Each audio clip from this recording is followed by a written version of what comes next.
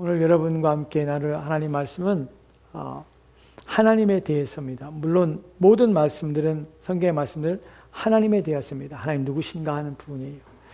오늘 말씀은 특별히 우리 가운데 오늘 말씀 함께 나누면서 중요하게 여기고 중요하게 여러분에게 말씀을 드리고 싶은 것이 무엇이냐면, 하나님이 얼마나 우리를 위해서 우리가 하나님을 위하며 하나님을 위하여 살아야 되는지, 또한 하나님 우리 가운데 얼마나 감사한 분이신지 복되신 분인지를 우리가 깨닫기 원하는, 그래서 우리 하나님 말씀을 좀 생각해 보려 합니다.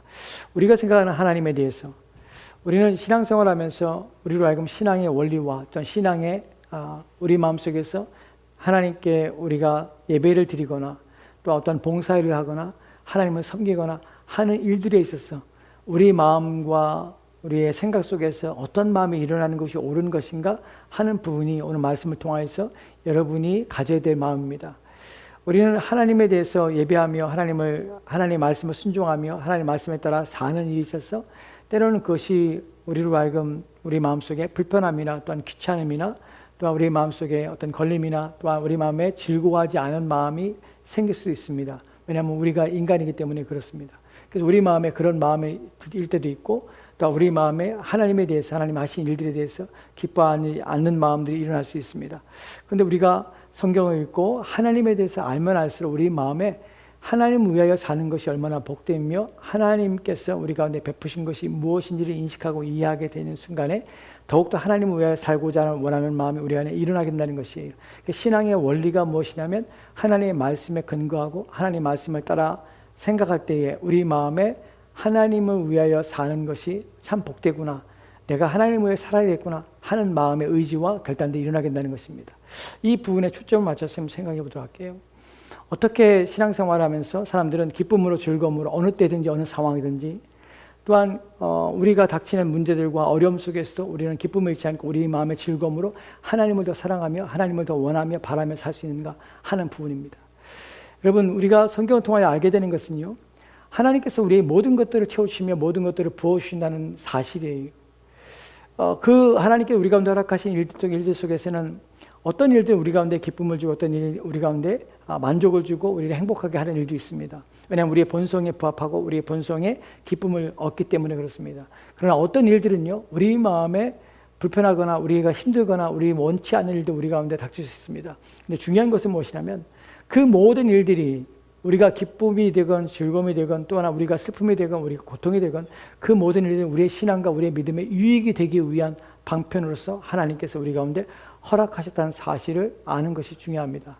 또한 그것을 우리 마음속에 확신하는 것이 중요합니다. 이에 대하여 우리가 먼저 살펴볼 것은, 하나님께서는 우리 모든 만물 속에서 모든 만물 가운데서 우리로 하여금 우리의 모든 필요를 채우시며 우리에게 좋은 것 주시기 원하신다는 사실을 우리가 확신하는 것입니다. 하나님께서는 우리를 이용하시거나 하나님께서는 우리를 착취하시거나 또한 우리로 하여금 어떤 것을 우리를 괴롭게 하기 위해서 요구하시거나 제한하시거나 하는 분이 결코 아니라는 사실을 여러분이 인식하시기 바랍니다. 먼저 우리가 살펴볼 본문은 사도행전 17장 25절 말씀 보면 이렇게 읽겠습니다. 같이 읽겠습니다. 시작. 또 무엇이 부족한 것처럼 사람의 손으로 성경을 받으시는 것이 아니니 이는 만민에게 생명과 호흡과 만물을 친히 주시는 이심이라. 아멘. 본문을 우리가 가만히 생각해보고 본문에 대해서 우리가 하나님에 대해서 우리가 인식한다면 우리의 마음과 생각이 바뀔 수 있습니다. 또 무엇이 부족한 것처럼 사람의 손으로 성경을 받으시는 것이 아니니, 하나님께서는 무엇이 부족한 분이 아니라는 사실입니다. 이 부분을 우리가 인식해야 됩니다. 우리가 하나님께 예배를 드리고 하나님께 섬기며 하나님 말씀을 순종하고 하나님께 영광을 돌리는 일들을 행합니다. 그러나 하나님께서는 무엇이 부족한 것처럼 우리에게 성경을 받기 위해서 무엇이 부족한 것처럼 우리로 하여금 도움이 필요해서 그런 것이 결코 아니라는 사실이에요. 왜냐하면 하나님께서는 우리를 사랑하시고 우리를 더 복되게 하신다는 사실을 우리가 인식해야 합니다. 그 부분을 오늘 말씀을 통하여 여러분이 깨달아야 될 내용들입니다. 하나님께서 오히려 우리 가운데 무엇을 주시냐면 만민에게 생명과 호흡과 만물을 친히 주시는 이십니다. 여기서 만민에게 생명과 호흡과 만물을 친히 주신다는 것은 우리로 하여금 살며 생존하게 할 뿐만 아니라 우리의 모든 필요를 채워주신 분이 하나님이라는 사실이에요. 그래서 그분에게는 우리의 모든 것들이 그분으로부터 우리가 통하여 받고 얻고 있기 때문에, 그렇기 때문에 우리가 하나님께 무엇인가 행하는 것이 결코 우리 자신이 하나님께 손해를 보거나 우리 자신이 무엇인가 하나님께 빼앗기는 것이 아니라 오히려 하나님께 주신 것들은 하나님께 드리는 작용할 뿐만 아니라 하나님 베푸신 은혜에 대해서 우리가 반응하며 나타나는 현상이라는 사실을 여러분이 인식해야 합니다. 이 부분에 대해서 왜 이렇게 장황하게 설명을 드리냐면 오늘 말씀에서 우리는 하나님의 은혜가 무엇인지 우리 가운데 베푸신 것이 무엇인지에 대하여 깊이 이해하며 깊이 깨달아야 하기 때문에 그래요. 여러분, 하나님 하면 여러분 생각에 하나님은 다른 신들처럼 우리가 무엇인가를 드려야 하나님께서도 우리 가운데 무엇인가를 베푸시는 분으로 give and take의 의미를 가지고 우리는 신앙생활하거나 그런 방식으로 하나님을 이해하는 것들은 잘못입니다.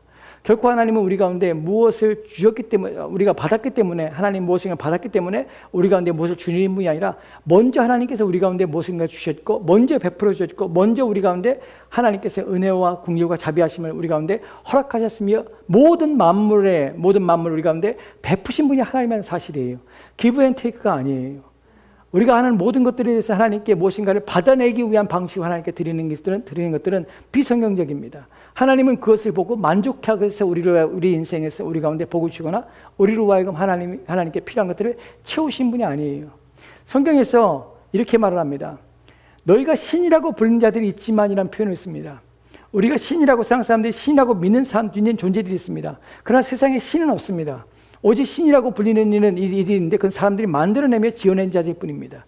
오직 세상에 유일하신 분은 하나님밖에 없습니다.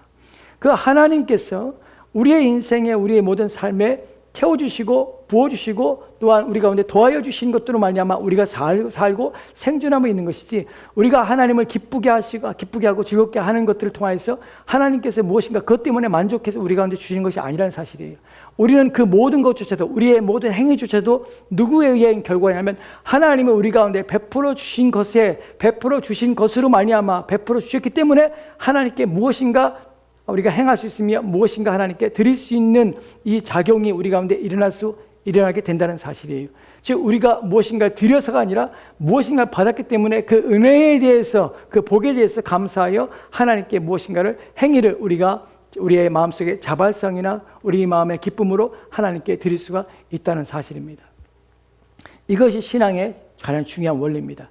이에 대하여 오늘 하나님께서 무엇인가를 우리 가운데 베푸시는가, 하나님 어떤 분이신가, 왜 세상의 신들과 다른가, 왜 우리가 기독교를 선택하며 왜 우리가 하나님 믿어야 되는가, 왜 오직 하나님밖에 없는가 하는 부분에 대하여 성경이 이렇게 말하고 있는 것을 우리가 보게 됩니다. 창세기 15장 7절과 8절 말씀을 이렇게 읽겠습니다. 같이 들어갑시다. 시작. 또 그에게 이르시되 나는 이 땅을 내게 주어 소유를 삼게 하려고 너를 갈대아인의 우리에게 이끌어낸 여호와니라. 그가 이르되 주 여호와여 내가 이 땅을 소유로 받을 것을 무엇으로 알리까? 이 창세기 15장에서 하나님께서는 아브라함에게 이렇게 말씀하십니다. 이 땅을 내게 주어 소유를 삼게 하려고 너를 갈대 우리에 이끌어냈다. 내가 그 여호와라. 그리고 이르시되 하나님께서 이런 약속을 주시자 아브라함이 하나님께 묻습니다. 그가 아브라함이 이르되 주 여호와여 내가 이 땅을 소유로 받을 것을 내가 무엇으로 알리까? 하나님께서는 갈대 우리에 살고 있던 아브라함을 불러내셔서 그로 하여금 믿음의 조상이 되고 하나님을 믿게 하며 구원을 얻게 합니다. 영원한 생명 얻게 하려 불러내십니다. 내가 이것을 얻을 수 있는 것이 무엇입니까? 어떻게 내가 그 약속이 사실임을 내가 알 수 있습니까? 라고 묻습니다. 이 물음에 대하여 이것은 사실 불신의 물음이 아니라 하나님 누구신지에 대해 인식하고 있지만 하나님의 약속에 대해서 더 확신을 갖고 싶어하는 마음에서 일어나는 것입니다. 우리가 하나님에 대해 생각할 때 우리는 두 가지 의미 속에서 하나님의 존재에 대해서 물음을 가는 사람들을 보게 됩니다. 똑같이 하나님 어디 계십니까? 하나님은 계십니까? 하나님 존재하십니까? 라는 물음에 대하여 어떤 사람들은 하나님의 존재 자체를 믿지 않고 하나님이 계시면 나타내 보십시오. 하나님이 계시면 보이시면 내가 믿겠습니다. 라고 불신의 마음을 갖고 부르짖는 자가 있지, 그렇게 묻는 자가 있을지 모르지만 또 다른 의미 속에서 성경에서 또한 시편에서 나오는 사람들 중에 이런 사람들이 있습니다. 여호와여 어느 때까지니까 왜 나의 기도에 응답하지 않으십니까? 왜 숨으십니까? 왜 보이지 않으십니까? 하나님 계십니까? 나타내 주옵소서 라고 묻는 이런 질문들을 합니다.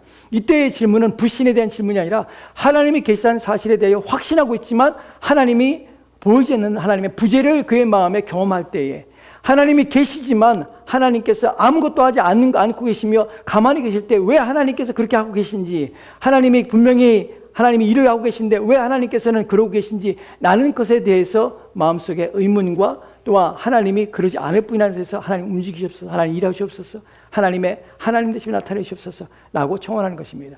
아브라함의 본문 속에서 하나님, 내가 이 땅을 소유로 받을 것을 무엇을 알릴까는 불신동의 마음과 불신의 마음을 하는 것이 아니라 하나님이 계시며 하나님이 말씀하신 것이 사실이지만 내가 연약함으로 하나님이 그 일을 하시는 것에 대해서 내가 알기 원합니다. 내게 그것을 보이시옵소서, 나타내시옵소서. 나는 신앙적 차원에서 하나님께 묻고 있는 내용입니다. 이에 대하여 하나님께서는 아브라함에게 이렇게 말씀하시고 계시는데 창세기 15장 18절 말씀은 이렇게 되어 있습니다. 같이 읽도록 시작. 그날에 여호와께서 아브라함으로 더불어 언약을 세워 가라사대 내가 이 땅을 애굽 강에서부터 큰 강 유브라데까지 내 자손에게 주노니. 아멘. 그날에 여호와께서 아브라함에게 더불어서 언약을 세워서 말씀하십니다. 언약을 세웠다는 말을 하십니다. 그리고 내가 이 땅을 애굽 강에서부터 그 큰 강 유브라데까지 내 자손에게 주리라고 약속하십니다. 본문의 중요한 단어가 무엇이냐면 언약을 세웠다는 단어예요. 하나님께서 아브라함과 언약을 세우십니다. 내가 어떻게 하나님께서 말씀하신 것이 사실인지 내가 알 수 있습니까? 라는 질문에 하나님께서는 내가 너와 언약을 세우리라 하고 말씀하시는 것이에요. 여러분, 하나님께서 사람과 언약을 맺습니다. 하늘에 계신 그분이 자신의 피조물과 언약을 맺습니다. 그분 스스로가 언약을 맺으시는 것이에요. 이 일 또한 놀라운 일입니다. 하나님께서는 무엇이 부족한 것이 아닌 것이라 우리가 알고 있습니다. 우리가 사도행전 17장 25절 말씀에서 하나님은 무엇이 부족한 것처럼 사람으로 섬김을 받는 분이 아니십니다. 그런데 그분이 직접 아브라함에게 내가 이 땅을 너희 후손에게 주리라 하고 약속하십니다. 내가 무엇으로 알릴까라는 질문에 내가 너와 언약을 맺으시 하나님께서는 자발적으로 자신이 언약을 맺으신다는 사실이, 이런 신이 어디에 존재하냐는 것이죠. 모든 세상의 신들은 사람에게 섬김을 받습니다. 사람에게 재물을 가져오라 합니다. 나를 만족시키라 합니다. 그럼 내가 너에게 복을 주라고 말합니다. 우리 하나님은 그런 분이 아니라는 사실이에요. 불러내시고 그에게 복을 주시는 분이십니다. 무엇을 받아서가 아니라 내가 너를 복되게 하리라 라고 이미 말씀하시며 내가 어떻게 내가 복을 받을지 알 수 있습니까? 내가 너와 언약을 맺으리라 하나님께서는 찾아오시는 하나님이라는 사실입니다. 이것이 다른 종교와 기독교의 다른 점입니다. 우리가 믿는 하나님은 다른 하나님이십니다. 세상의 신들과 전혀 다른 방식으로, 전혀 다른 일들로 우리 가운데 찾아오시는 하나님이라는 사실입니다. 그리고 하나님 언약을 맺으십니다. 이에 아브라함과 언약을 맺는 장면이 나오는데 창세기 15장의 9절과 10절 말씀은 이렇게 기록되어 있습니다. 같이 들어갑시다. 시작. 여호와께서 그에게 이르시되 나를 위하여 3년 된 암소와 3년 된 암염소와 3년 된 수양과 산비둘기와 집비둘기 새끼를 가져올지니라. 아브라함이 그 모든 것을 가져다가 그 중간을 쪼개고 그 쪼갠 것을 마주 대하여 놓고 그 새는 쪼개지 아니하였으며. 아멘. 본문에 보면 3년 된 수양과 암소와 3년 된 암염소와 3년 된 수양과 산비둘기와 집비둘기를 새끼를 가져오라 합니다. 이 가져오라는 것에 대해서 아브라함이 가져와서 이것을 반으로 쪼갭니다. 그리고 그것을 마주 대하여 놓습니다. 쪼갠 것들을 마주 대하여 놓는 것이에요. 우리가 아까 살펴봤듯이 18절 말씀에서 하나님께서는 아브라함에게 내가 어떻게, 하나님이 그것을 주실 것을 내가 어떻게 할 수 있습니까? 라는 물음 앞에 내가 너와 언약을 맺으리라 라고 말을 하시고 그 언약 관계 속에서 언약을 맺는 방식으로 짐승을 준비하라고 합니다. 아브라함이 짐승을 준비합니다. 그것을 쪼개놓습니다. 양쪽에 버려놨습니다. 그리고 그 다음에 이 언약이 이루어지는 장면을 좀 보도록 합시다. 17절 말씀에는 이렇게 읽겠습니다. 같이 들어갑시다. 시작. 해가 져서 어둘 때에 연기나는 풀무가 보이며 타는 횃불이 쪼갠 고기 사이로 지나가더라. 아멘. 해가 져서 어둘 때에 연기나는 풀무가 보였다고 합니다. 연기나는 풀무라는 것은 불을 떼는 항아리를 말합니다. 불을 지피는 항아리가 있는데 그 항아리에 횃불이, 그 항아리에 불이 붙은 횃불이, 불이 붙은 이 항아리가 고기 사이로, 쪼개진 고기 사이로 지나가는 것이에요. 이것이 무엇이냐면 창세기 15장 우리가 읽었던 18절부터 그리고 지금 18절 말씀까지의 내용 속에서 하나님은 아브라함과 지금 언약을 맺는다고 합니다. 내가 너와 언약을 맺을 것이라. 그리고 고기를 준비해라. 아브라함은 고기를 쪼개놓습니다.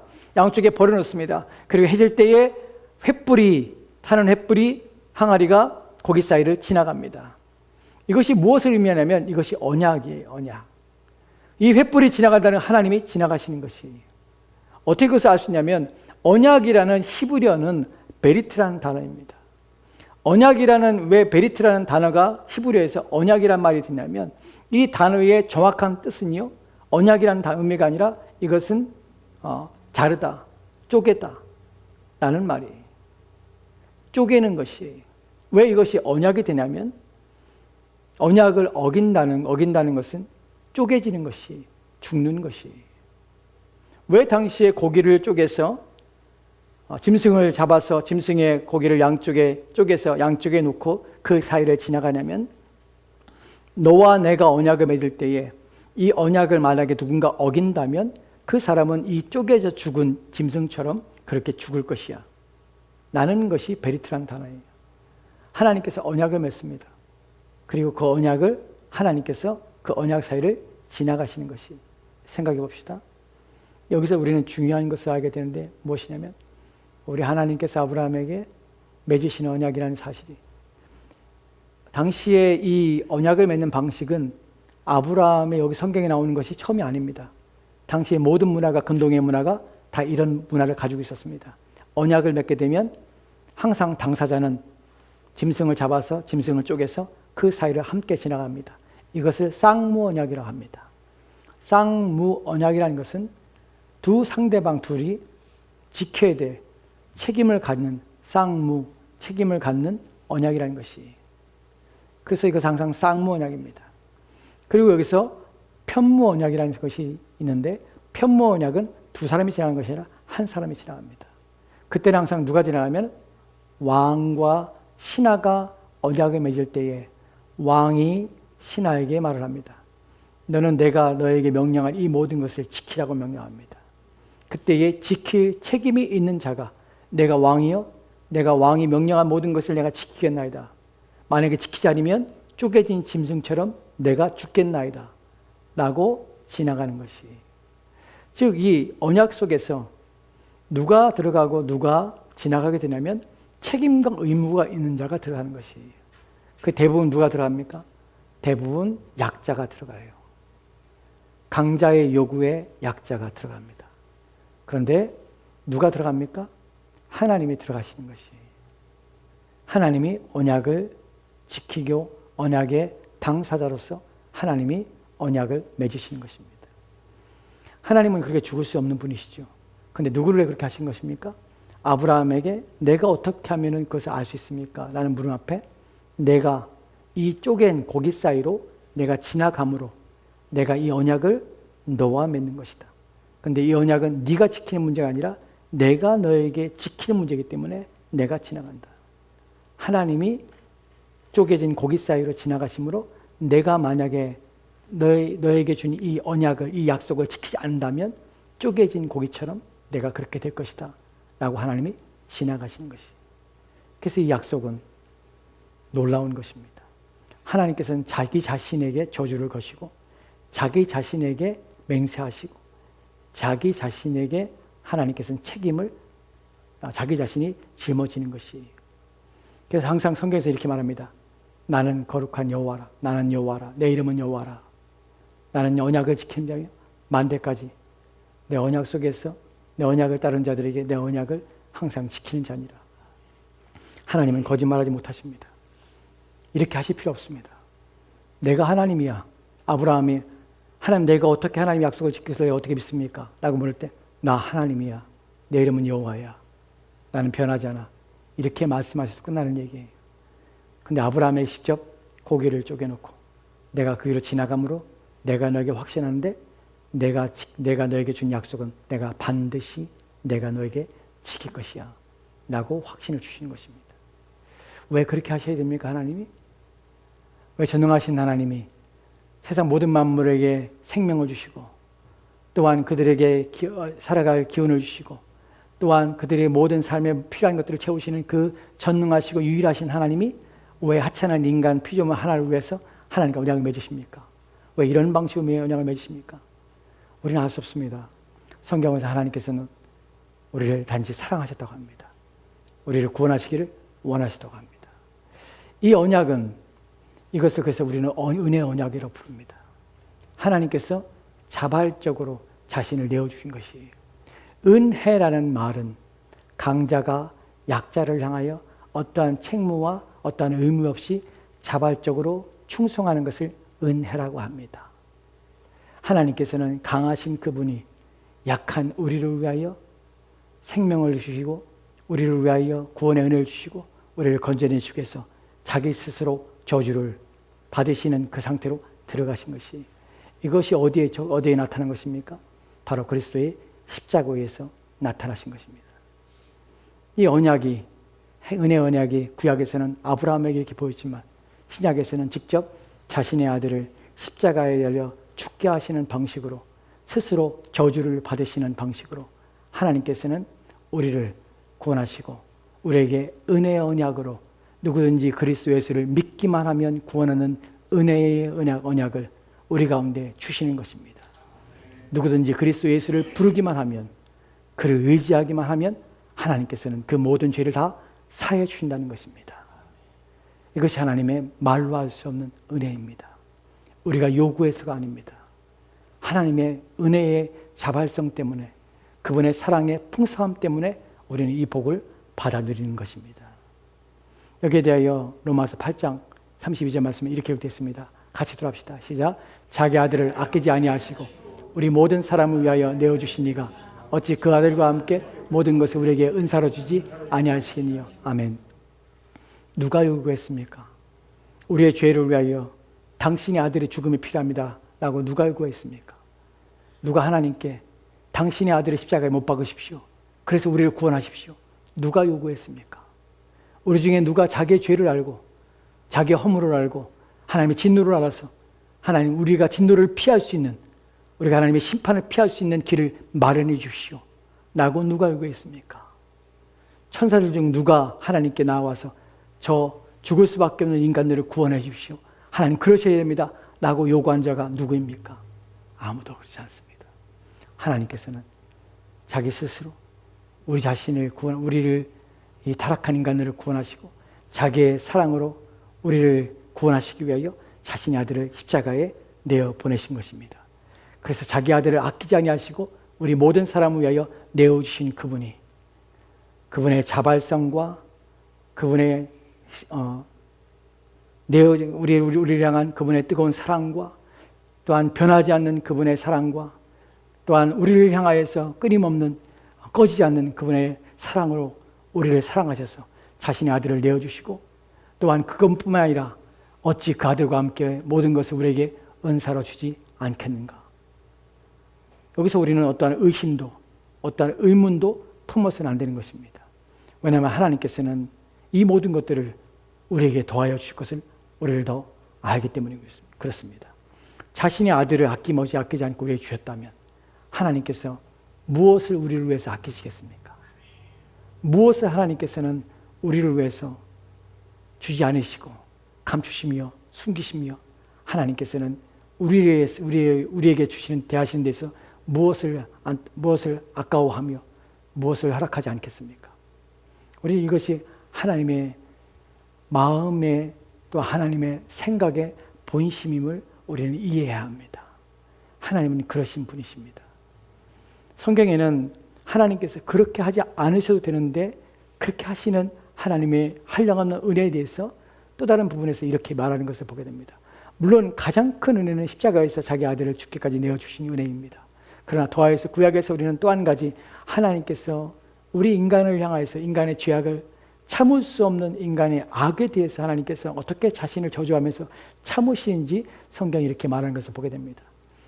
창세기 9장에 보면 13절 말씀에 이렇게 되어 있습니다. 같이 돌아갑시다. 시작. 내가 내 무지개를 구름 속에 두었나니 이것이 나의 세상과의 언약의 증거니라. 내가 구름을 땅을 덮을 때에 무지개가 구름 속에 나타나면 내가 나와 언약을 너희와 및 혈기 있는 모든 생물 사이에 내 언약을 기억하리니 다시는 물이 모든 혈기 있는 자들을 멸하는 홍수가 되지 아니하리라. 아멘. 우리는 하나님께서 인류를 망하지 않게 하시고 인류가 존속되어서 그리스도 안에서 택하신 자들을 구원하시고 그들을 건져내시기 위해서 하나님의 구원의 역사가 과거부터 끊임없이 이 땅에 왔음을 우리는 보게 됩니다. 하나님께서는 창세기 6장에서 인간의 죄악이 땅에 관영할 때에 하나님께 홍수로 이 땅을 멸하시기로 하셨습니다. 그러나 하나님께서 그 중에 하나님 노아와 노아의 가족들을 하나님이 구원하셨습니다. 은혜를 베푼 것입니다. 또한 그뿐만 아니라 하나님께서는 자신의 진노와 죄로 인하여서 죄를 짓고 있는 이 땅과 죄의 악을 행하는 인간들에 대하여 하나님은 길이 참으시기 위해서 스스로 자기 저주를 또한 저주의 언약을 하나님 맺으십니다. 본문에 보면 내가 내 무지개를 본문에서 생각해 봅시다. 내가 내 무지개입니다. 우리는 무지개가 자연상으로 우리는 이해합니다. 과학을 통하여 우리는 무지개를 생각합니다. 무지개는 비가 온 후에 남아있는 수증기에서 햇빛이 비침으로 반사되어서 색깔들이 나타나는 것을 우리는 무지개로 합니다. 무지개 그러면 우리는 먼저 과학이 들어옵니다. 하지만 이 무지개는 누구의 무지개냐면 하나님의 무지개입니다. 왜 하나님의 무지개입니까? 하나님께서 만드셨기 때문에 그렇습니다.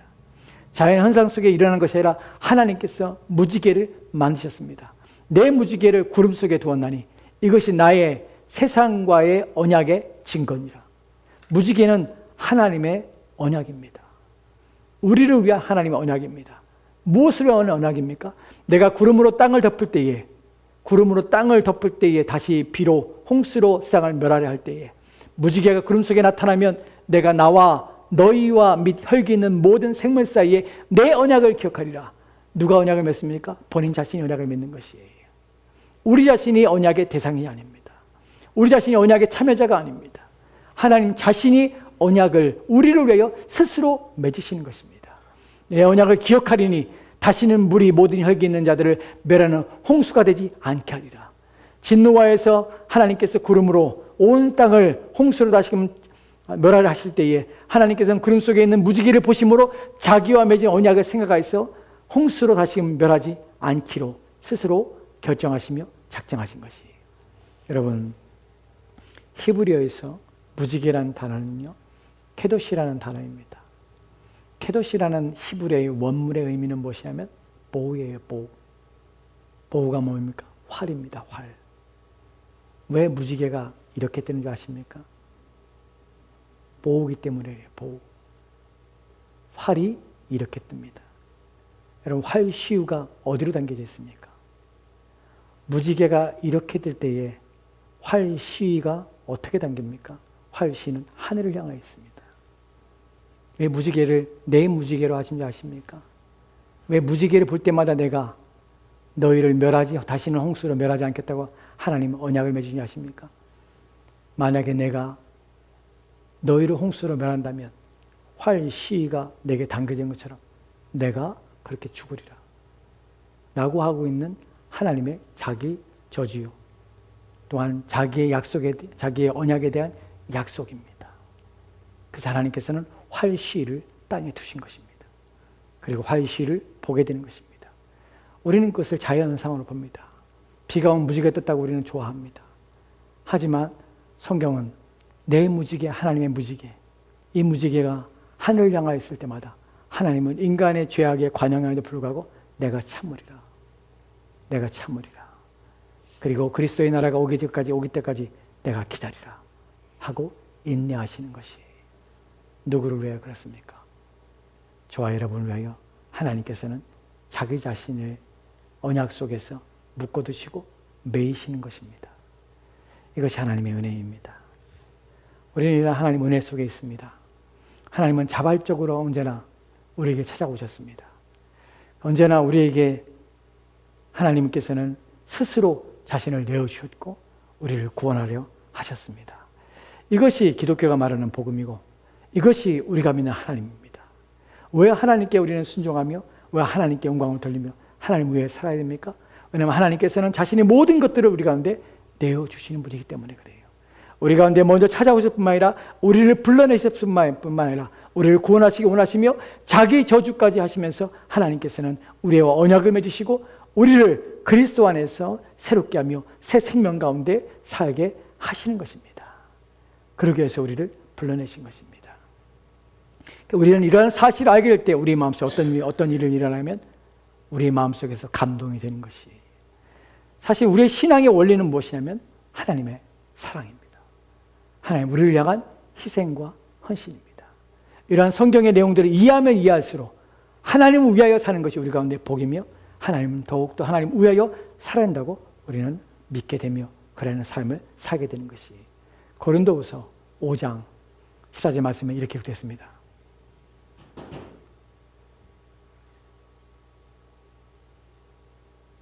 같이 돌아갑시다. 시작. 그리스도의 사랑이 우리를 강권하시느라 우리가 생각한데 한 사람이 모든 사람을 대신하여 죽었은지요 모든 사람이 죽은 것이라. 한 사람이 모든 사람을 대신하여 우리의 죽음을 그리스도께서는 대신 죽으셨습니다. 이런 것을 생각해 볼 때 그리스도의 사랑이 우리를 강권하시느라. 그리스도께서 우리를 왜 죽으시냐마 우리 마음속에 무엇이 일어나냐면 그리스도께서 우리를 사랑하셨고 우리를 위하여 죽었다는 사실 때문에 그분의 자발적 자신을 내어주심과 내려놓으심 때문에 그 생명을 통하여 우리를 건져내시기 때문에 이것이 우리로 하여금 신앙생활의 원리가 됩니다. 본문에서 그리스도의 사랑이 우리를 강권한다. 신앙생활은 강요가 아닙니다. 신앙생활은 누군가의 억압이 아닙니다. 우리가 믿음 생활하는 것, 우리가 하나님을 예배하는 것, 하나님을 섬기는 것은 누가 시켜서 하는 것이 아닙니다. 그리스도의 사랑을 인식하면 인식할수록 하나님은 우리를 향한 그분의 사랑과 은혜를 깨달으면 깨달을수록 그 사랑이 다른 억압과 강요와 강압에 의해서가 아니라 그 사랑이 우리를 강권하는 것이에요. 그 사랑이 우리를 감동하는 것이에요. 그 사랑이 우리를 지배하게 되는 것이에요. 참된 신앙은 하나님의 사랑의 지배를 받는 것입니다. 참된 믿음은 하나님의 사랑의 다스림과 하나님의 사랑에 사로잡히는 것입니다. 강권이라는 말은 지배를 당하는 것입니다. 또한 사로잡히는 것입니다. 저와 여러분 하나님을 예배하며 하나님을 위하여 살아가는 것은 살아야 되는 이유는 무엇이냐면 하나님의 사랑 때문에 그렇습니다. 더욱더 온전한 신앙과 믿음을 갖기 위해서 몸부림치며 매일매일 애쓰는 이유는 무엇이냐면 더 다른 사람에게 더 잘나 보이고 또한 내 스스로가 더 경건하며 거룩해 보이기 위해서가 아니라 하나님의 말로 할 수 없는 사랑과 은혜를 받은 존재이기 때문에 그 사랑이 나를 지배하기 때문에 내 마음과 내 영혼을 다스리고 있기 때문에 그래서 나는 하나님을 위하여 살고자 하는 것입니다. 그래서 하나님이 기쁨이 된다면 그분이 원하시는 것이 무엇이건 그분을 위하여 사는 것이 내게 복이라는 사실을 인식하기 때문에 그것이 확신 가운데 있기 때문에 주를 위하여 살고자 하는 것입니다. 어떠한 상황에서도 어떠한 환경에서도 변함없이 오직 하나님의 영광을 위해서 하나님을 위하여 사는 것이 내가 그 사랑에 보답할 수 있는 유일한 길이고 그 사랑을 헛되게 하지 않는 유일한 길이기 때문에 우리 온 마음을 다하고 온 힘을 다해서 하나님의 사랑의 지배와 다스림 가운데 기쁨으로 하나님을 예배하며 하나님을 섬기게 되는 것입니다. 이것이 신앙의 가장 중요한 원리입니다. 성경은 우리에게 하나님을 사랑하라 합니다. 내 마음을 다하고 뜻을 다하고 목숨을 다해 하나님을 사랑하라 합니다. 강요가 아닙니다. 하나님의 사랑을 아는 사람은 하나님의 이 사랑을 경험한 사람은 하나님을 사랑하게 됩니다. 목숨을 다하고 힘을 다하고 뜻을 다하고 그리고 온 마음을 다해서 하나님을 사랑할 수밖에 없습니다. 그렇기 때문에 여러분 마음에 하나님의 사랑이 부어지고 하나님의 사랑을 깊이 이해하고 깨달아야 하는 것입니다. 마지막으로 우리가 살펴볼 것은 누가복음 7장 32절 말씀인데 같이 돌아갑시다. 시작. 비유컨대 아이들이 장터에 앉아 서로 불러가로되 우리가 너희를 위하여 피리를 불어도 너희가 춤추지 않고 우리가 애곡하여도 너희가 울지 아니하여도다 함과 같도다. 아멘. 예수님이 하신 말씀입니다. 예수님께서 아이들의 장터에 노는 아이들의 모습을 보면서 비유하십니다. 아이들이 장터에 앉아 서로 불러가로되 우리가 너희를 위하여 피리를 불어도 너희가 춤추지 않고 우리가 애곡하여도 너희가 울지 않는다. 무슨 말입니까? 같이 놀고 있는데 지금 반응하지 않는 것이 하나님의 은혜와 사랑을 받았으면서도 반응하지 않습니다. 그리스도께 직접 오셔서 말씀하셔도 반응하지 않습니다. 세례 요한이 와서 회개를 외쳐도 반응하지 않습니다.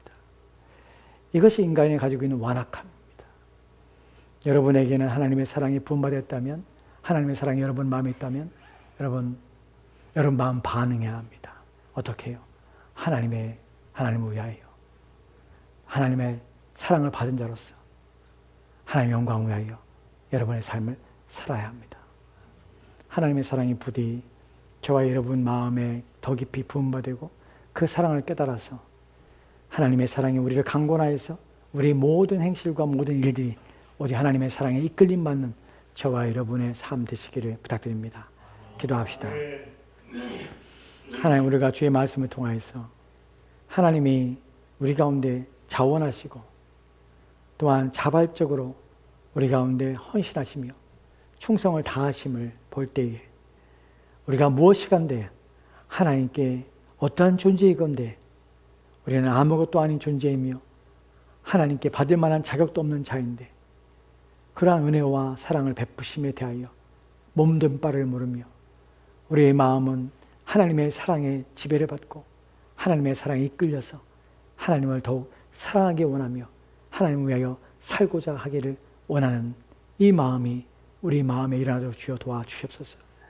너희가 죄인 되었을 때에 그리스도께서 십자가에 달려 죽으심 말미암아 하나님께서 우리를 사랑하시는 그 사랑이 입증되고 증명되었다고 말씀하는 것처럼 우리가 아직 죄인 됐을 때에 하나님께 흠모할 만한 것이 하나도 없고 하나님께서 우리를 사랑하실 만한 것이 전혀 없는 그때에 우리를 먼저 사랑하셔서 불렀던 그리고 우리를 그리스도 안에서 자신의 자녀 삼아 주신 이 모든 것이 하나님의 은혜이기 때문에 오직 이 하나님을 영원히 우리가 부를 우리의 노래로 삼고 우리가 찬양할 우리의 찬양의 대상으로 삼고 우리가 기뻐하며 즐거워야 될 대상으로 삼고 그리하여 하나님을 위하여 사는 우리 삶 되도록 주여 도와주시옵소서. 이 은혜가 우리 가운데 충만하게 원하며 감사드리며 예수님 이름으로 기도합니다. 아멘.